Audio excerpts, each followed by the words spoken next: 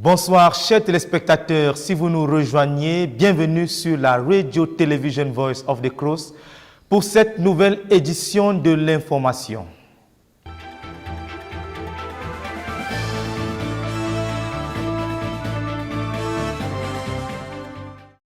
Ils sont environ 71 étudiants de 2 nations, déjà enregistrés pour prendre part à la 7e session de l'École de la connaissance et du service de Dieu, en cours depuis le 12 février dernier sur leur nouveau campus en Ndumbi. Le reportage de Cynthia Siaka. La 7e session de 42 jours organisée par l'École de la connaissance et du service de Dieu, qui a pris effet le 13 février 2020, a déjà rassemblé à ce jour en Ndumbi, nouveau campus de la dite institution, 71 étudiants venus de diverses localités du Cameroun et du Nigeria. Cette première journée s'est vue meublée par la présentation des participants, la louange, les actions de grâce, les partages, la prière pour la session et la protection des étudiants qui se joindront à la session un peu plus tard. Les étudiants ont été informés du programme journalier, à savoir 3h-8h sommeil, 8h-9h ménage et toilette, 9h-10h culte matinal, 10h-15h retraite personnelle, 15h-17h enseignement, 17h-19h souper et pause et 19h-3h croisade de prière. Il leur a également été dit que la session se fera dans un jeûne partiel et qu'il leur sera fourni des documents de travail tels que les livres de l'auteur Zacharias Tanifomum, des concordances bibliques, des dictionnaires français et anglais et des traités de réveil. Dans le cadre de leur participation à la croisade à Koumé le 17 février, le frère Théodore Andossé a tenu à dire un mot aux étudiants, inspiré des Écritures dans le livre de Philippiens au chapitre 3, verset 12. Il y a souligné le fait qu'il y a 2 arrestations dans ce passage.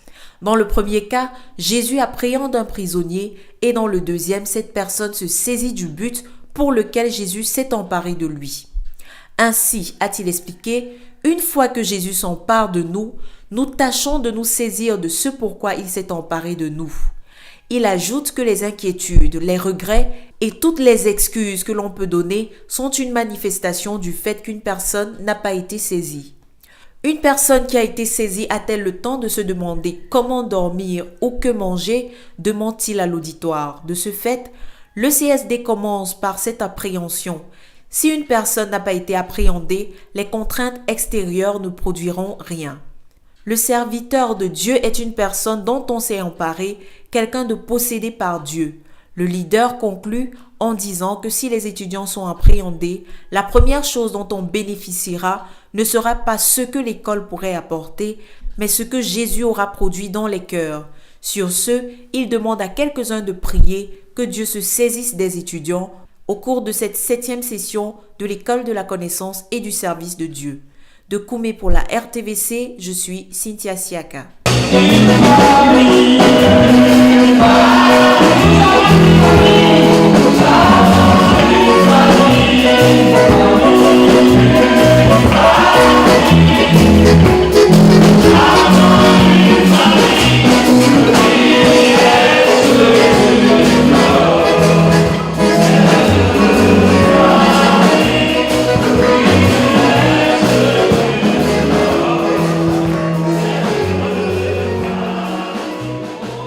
Prière et planification de la phase 3. Ce sont là les activités routinières majeures qui sont en train d'être poursuivies nuit après nuit au quartier général depuis le jeudi 2 janvier 2020.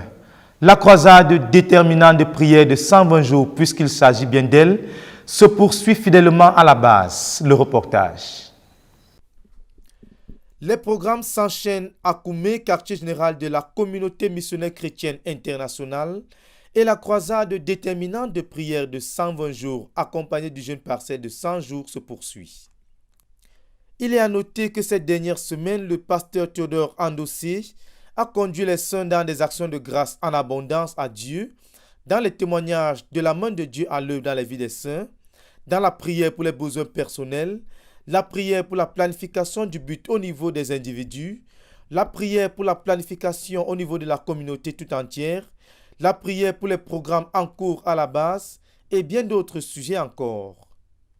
Ces dernières semaines ont également été marquées par un important renfort dans la bataille, des saints venus prendre part aux différents programmes à la base, notamment lors de la retraite des dirigeants des jeunes, la retraite des dirigeants du Cameroun, la session en cours de l'école de la connaissance et du service de Dieu, les sièges de prière et autres programmes. Le ministère de la parole, quant à lui, a été marqué par de nombreuses exhortations rendues par le pasteur Théodore Andossé, selon les fardeaux et les directives que le Seigneur déposait sur son cœur. Mais il faut relever que le frère Théodore, visiblement pressé de l'intérieur par le fardeau pour ces 4 mois de décoller la phase 3, afin que nous puissions gagner en temps, a mis une emphase particulière sur le besoin urgent d'achever la planification de la phase 3 à travers la production de 3 documents clés, à savoir un rapport détaillé de la convention, des suggestions par rapport au suivi de la pré-convention et un planning clair dans lequel toutes les nations, chaque département, tous les dirigeants et autres couvriers critiques de l'œuvre doivent ressortir leurs objectifs clairs pour la phase 3 afin que nous ayons une feuille de route pour tout le ministère, pour que nous naviguions en vue et afin de pouvoir donner à ceux qui prient du travail de prière. If there is a target for all the prayers, s'il y a une cible pour toutes les prières, then the impact, alors l'impact, the productivity, la productivité, the visibility la visibilité of the praying will show. de la prière va se faire voir, va ressortir. So when we have a blueprint Ainsi, quand nous avons une maquette and we have something to channel and canalize all our praying to, et nous avons une cible vers laquelle canaliser toutes nos prières, we'll go faster. nous irons plus vite. We'll go faster. Nous irons plus vite. We'll accomplish more. Nous allons accomplir beaucoup plus. Donc on a besoin d'établir ce manuel. Mon secrétaire nation est en train d'aller de vouloir accomplir ça. Tel département va accomplir ça. Pour que dans 5 ans, nous ayons 1 million d'églises, de maisons, dans 150 à 200 nations, dirigées par 1 million de dirigeants mûrs, selon le nom du message de Dieu. Alors le ministère des traités doit se poser la question. Quand un autre but est comme ça, la place des traités dans tout ça, c'est... Alors, on a besoin de quel traité ou combien de traités, quel traité et combien de traités pour accomplir ce que les traités doivent accomplir. Ainsi, le cri de cœur du leader ces dernières semaines a été « Il nous faut ce manuel pour savoir ce que chaque département, chaque église, chaque champ de mission, chaque province spirituelle et autres est en train de faire pour que nous soyons 1 million de faiseurs de disciples mûrs dans 1 million d'églises de maisons de 50 à 100 membres. » L'appel est donc lancé à tous les intendants portant un aspect quelconque de notre ministère à se mettre à pied d'œuvre avec un sens d'urgence afin que d'ici fin avril, nous sortons avec ce document de planification dans les 3 aspects mentionnés plus haut. Document pour la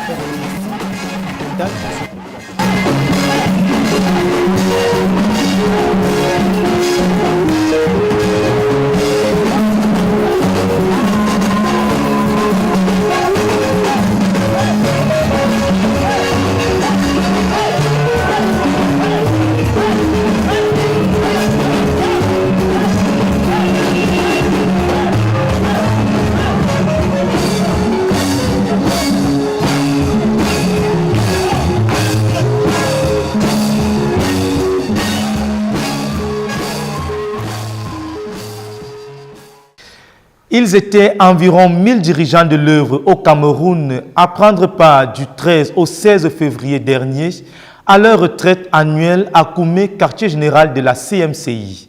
Au programme, témoignages, louanges, proclamations, actions de grâce sont venus à juste titre étoffer la rencontre. Le ministère de la parole, quant à lui, rendu par le pasteur Théodore Andossé, est venu donner à la rencontre sa raison d'être, à savoir produire dans l'œuvre au Cameroun des dirigeants du genre de Judas et Joseph pour avoir des effectifs et des victoires, mais aussi pour enrichir l'œuvre, le reportage. À Koumé-Bertois, quartier général de la communauté missionnaire chrétienne internationale, a eu lieu du jeudi 13 au dimanche 16 février dernier la retraite des dirigeants de l'œuvre au Cameroun. Environ 1000 dirigeants venus des différentes provinces spirituelles de la nation se sont rassemblés au pied du Seigneur en ce moment critique du décollage de la phase 3 afin de recevoir des directives pour la poursuite victorieuse et l'accomplissement du but selon le fardeau du cœur de Dieu communiqué tout au long de la rencontre. Les principales articulations qui ont meublé cette rencontre ont été la coordination en matinée conduite par le frère Jean de Diowati, dirigeant de l'œuvre au Cameroun, qui a conduit les frères dans la louange abondante à travers les actions de grâce, les proclamations, exhortant les frères en disant que pendant cette retraite, il était question de ne pas demander au Seigneur, mais il était question de juste louer le Seigneur car nous avons déjà trop demandé. Une autre articulation phare et innovante a été la phase des témoignages des dirigeants provinciaux, phase durant laquelle chaque dirigeant disait qui il est, sa vie, son ministère, avant de conduire les saints à rendre grâce à Dieu. Le point tournant de la rencontre a été marqué par le ministère de la parole, rendu par le frère Théodore Andossé qui a conduit les saints à étudier le leadership dans les Écritures. Partant du modèle de Moïse dans le livre des Nombres, il a conduit les saints à considérer la manière dont la continuité du leadership avait été assurée par Moïse, qui a laissé une équipe de conquête de 14 personnes sous la coordination de Josué, assistée par Éléazar, car, bien qu'ayant été nommé par Dieu, Josué n'avait pas suffisamment grandi dans sa connaissance de Dieu comme Éléazar. Ainsi, Josué devait soumettre à Éléazar toutes les décisions qu'il voulait prendre afin qu'Éléazar cherche la pensée de Dieu. Après avoir appuyé cela par l'exemple du roi David dans 1 Chronique chapitre 28, qui, passant la royauté au jeune Salomon, lui a laissé les hommes, les directives prophétiques, l'argent, afin d'assurer le succès de son leadership. De là, le leader a ressorti une leçon clé du leadership, à savoir qu'être nommé dirigeant ne veut pas dire qu'on est supérieur aux autres. Ainsi, il faut que Dieu envoie dans la vie des dirigeants des prophètes pour aiguiser leur bout tranchant, comme un don de leadership, comme ce fut le cas du roi David à qui Dieu a donné les prophètes Samuel, Nathan et Gad pendant sa royauté. Dans la suite des enseignements, le frère Théodore a abordé la question du flux de leadership à partir du livre de 1 Chronique au chapitre 5, les versets 1 et 2, duquel il a relevé à partir du modèle de la famille de Jacob le fait que le leadership dépend de plusieurs facteurs, à savoir le leadership par la position, à l'exemple de Ruben, que Dieu a positionné au travers de sa naissance comme premier-né. Le leadership qui vient de la force et la vaillance, comme ce fut le cas de Judas. Et parlant de Judas, le frère Théodore a pointé le fait que Judas est devenu le plus fort de ses frères et que cette force s'est manifestée par les effectifs et les dirigeants. Ainsi, si nous allons avoir des effectifs et des victoires, il nous faut des dirigeants comme Judas prêts au sacrifice. Nous avons besoin des dirigeants du genre de Judas au Cameroun qui vont s'engager à faire ce que les autres fuient et qui vont prendre l'accomplissement du but comme une affaire personnelle. Enfin, à partir du livre de Genèse chapitre 49, les versets 1 à 6, le frère Théodore a présenté le leadership qui vient de la justice et du droit, comme ce fut le cas de Joseph, dont le leadership a émergé au travers de la loyauté à Dieu et à son Père. Son leadership fut très coûteux et testé aux pires extrêmes, mais a fini par apporter la richesse. Finalement, nous ne devons pas être des Ruben, mais il nous faut produire des Judas et des Joseph pour notre ministère. Ainsi, afin de produire des dirigeants forts et assurer la continuité, le leader, au sortir de son enseignement, a interpellé les dirigeants du ministère à tous les niveaux à avoir des assistants sur qui l'œuvre peut se reposer en leur absence. We have come to a point in our ministry in Cameroon Nous sommes arrivés à un point dans notre ministère au Cameroun where some things must change. où certaines choses doivent changer. There's just one thing I want Il y a, to change this year. Il y a une seule chose que je veux voir changer cette année-ci. All the provincial leaders must have assistants. Tous les dirigeants provinciaux doivent avoir des assistants. You cannot appoint your own assistant.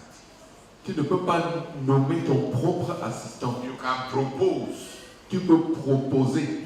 Because an assistant for a provincial leader Parce qu'un assistant pour un dirigeant provincial, is not only the person that you have a good relationship with. ce n'est pas seulement la personne avec laquelle tu as une bonne relation. It must also be a person who can work with the rest of the team. Ça doit aussi être quelqu'un qui peut travailler avec le reste de l'équipe. Work with us. Qui peut travailler avec nous. It's not your kingdom. Ce n'est pas ton royaume. It is our ministry. C'est notre ministère. C'est donc par ces paroles fortes et bien d'autres que le Seigneur a conduit son peuple réuni, les transformant et leur donnant un nouveau cœur pour accomplir le but au-devant de nous. Dokoumé pour la RTVC, Dan Josué Mouloula Bekoum. Ils sont ouvriers au quartier général, plus précisément à la Hope Medical Clinic. Nestor et Clarisse, aujourd'hui monsieur et madame Théier, puisqu'il s'agit bien d'eux, ont convolé en juste noces le samedi 8 février dernier à Edea. Le mariage civil a eu lieu à la mairie d'Edea 1er, accompagné de beaucoup de joie et dans une grande simplicité. La bénédiction proprement dite, quant à elle, a eu lieu à l'église d'Edea, conduite par le pasteur Bolega Dagobert Anon, qui a exhorté le jeune couple à partir du livre de Genèse chapitre 2, les versets 15 à 27, sur le fait que l'on ne se marie pas pour faire plaisir ou satisfaire le cœur de l'homme ou des membres des familles, mais pour satisfaire d'abord le cœur de Dieu. Par la suite, s'adressant au couple Théier, il les a exhortés à cultiver leur cœur qui est le jardin de Dieu pour le garder pur et produire les fruits de l'esprit. Enfin, s'adressant à eux en tant qu'ouvriers au quartier général, particulièrement à la Hope Clinic, il les a exhortés à pratiquer les œuvres de miséricorde, à cultiver leur cœur pour plaire à Dieu, à avoir de la compassion pour les malades et à se distinguer parmi leurs collègues. Après l'exhortation, a eu lieu la bénédiction proprement dite. C'est donc avec beaucoup de joie et de réjouissance que le jeune couple a été accompagné pour commencer leur nouvelle vie. Nous sommes donc parvenus au terme de cette présentation, mesdames et messieurs, mais avant de refermer ce journal, il est important d'annoncer que la cérémonie d'ouverture proprement dite de la 7e session de l'école de la connaissance et du service de Dieu aura lieu ce jeudi 20 février dès 12h en Dumbi, sous la coordination du pasteur Théodore Andossi. Également, il faut noter que le comité d'organisation de la convention a tenu du 17 au 19 février dernier une retraite de travail afin de produire le rapport de la convention et la planification de la pré-convention et de l'avenir. Merci de nous avoir suivis, chers téléspectateurs. Rendez-vous la semaine prochaine pour la suite des programmes. Que Dieu vous bénisse.